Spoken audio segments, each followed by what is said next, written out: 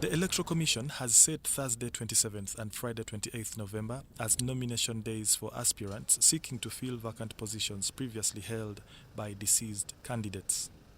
The exercise will take place at the respective district offices. Or obtain soft copies of the forms and guidelines from the Electoral Commission website www.ec.or.ug.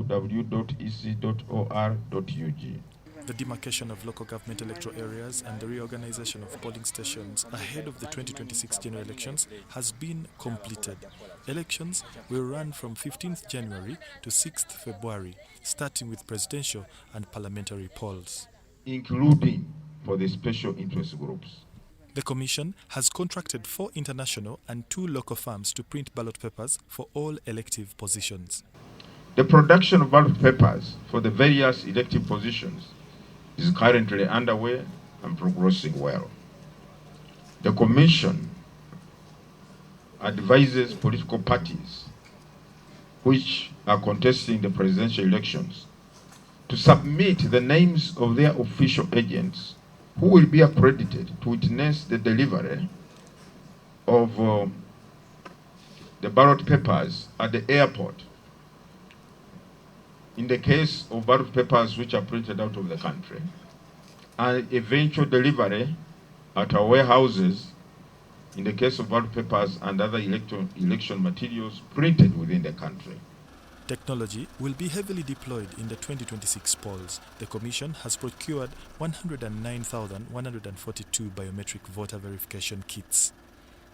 60,000 have already been received and 49,000 more are expected by the end of November. The BVK basically uses fingerprints and facial recognition. This is a new feature.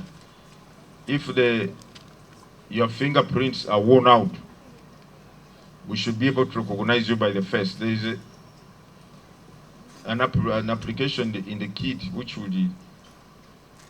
identify you or recognize you by your face, so as to match voter details, which will help the presiding officer to confirm the identity of the voter as being the one on the voters register of that polling station. Latest Electoral Commission statistics indicate there are 50,739 polling stations across the country and 21,681,491 registered voters. Males account for 10,334,362, while females are 11,347,129.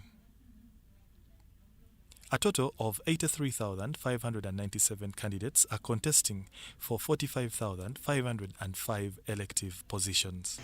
The number of registered voters has increased by 3 million, from 18 million in 2021 to 21 million in 2025. Now, despite these figures, in 2021, for example, 8 million registered voters did not vote. Only 10 million registered voters cast their vote.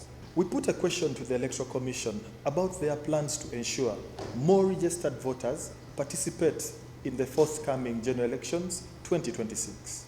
Ivan, we are very concerned about the low voter turnout, and we have said in our various engagements, I think this should not only be of concern to the Commission, it should be concerned even to the political parties, to the candidates, that of these 21 million registered voters, can't we mobilize all of them to come and vote? The Electoral Commission will issue voter location slips nationwide to guide voters to their respective polling stations. The Commission has so far handled 300 petitions and complaints arising from the nomination exercises for local government and parliamentary positions. Tony Kent Chaze, Ivan Kahwa, UBC.